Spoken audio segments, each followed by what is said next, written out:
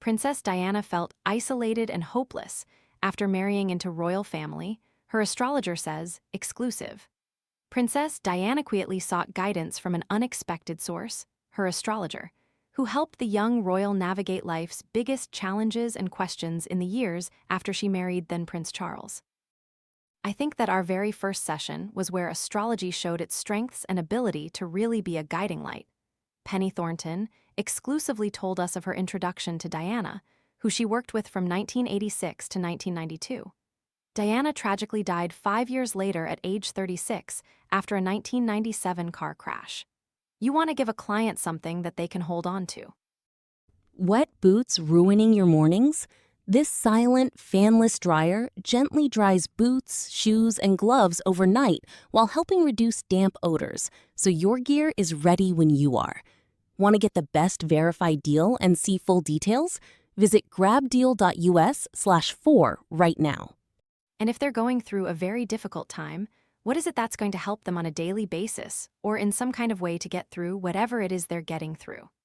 Reflecting on her past exchanges with Diana, Thornton claimed the people's princess said that she felt powerless, and as if she was in a goldfish bowl following her wedding to Charles, now 77, on July 29, 1981. She couldn't reach out and get help from Charles. She couldn't, approach anyone really in the family, Thornton claimed of Diana's marriage to Charles, who assumed the British throne in 2022. She felt very isolated and hopeless, really. I felt, well, that sense of powerlessness has got to be turned around. So, if you are the victim, which, of course, she was a victim in her way of seeing the situation, then my suggestion was that she should work with victims. In other words, she should go out and help those who suffered and were suffering. Thornton believes that Diana embraced her advice to carve out a really purposeful path of giving back to individuals in need. Thornton, who also serves as psychotherapist, worked with Diana from 1986 to 1992. When I was first with Diana, the first consultation I assumed would be the last, the With Love from Diana author recalled to us.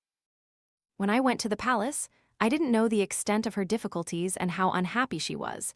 I had no idea. I really didn't expect to hear it straight from the horse's mouth the first time I went there. According to Thornton, their initial session set in motion a different type of working relationship than a typical client arrangement. She would phone me if there was something that she needed support with, and then we talked that through on the phone, Thornton said. It wasn't like I was living in Kensington and could just kind of drop by the palace. I did see her a couple of times more at Kensington Palace for really serious updates, but most of it was a back and forth. I'd speak to her semi-regularly on the phone, and sometimes I give her a written update on something, especially before some really big kind of events. Despite dealing with a sense of overwhelming isolation, Diana was an absolute ray of a bright sunshine whenever she met with Thornton. Her charisma is very palpable when you were with her, she said. I had been advised that I was to curtsy and call her, Your Royal Highness. I started out by curtsying, and I almost got Your Royal Highness out when she said, "Oh, stop that stuff and nonsense." Thornton said she will never forget the first time they met. What began as an introduction turned into a 4-hour conversation. I had a headache, and I said to Diana, you don't happen to have a paracetamol or something like that? Remembered Thornton. And she said, oh yes, I do. And she disappeared into the kitchen or wherever it was and came out later with a glass of water and 2 paracetamol, and she had a little box in her hand. It was a little gold box with a little bee on the top of it. She said, I just want to thank you so very much for everything you've done, and you made everything well, and she was just very complimentary. In her meetings with Thornton, Diana allegedly asked several questions about her future with Charles. Diana and Charles eventually divorced in 1996, and he married his now wife, Queen Camilla, in 2005. Everything was about Charles, and, it changed. I mean, I don't know whether you've ever been in a marriage or a relationship where it starts off with high hopes, but then as it goes on, the divisions between you get worse, Thornton said. You go through tunnels where you think it can't get any worse than this, and then through spaces where you're back in a space where you're happy again, where you can certainly survive.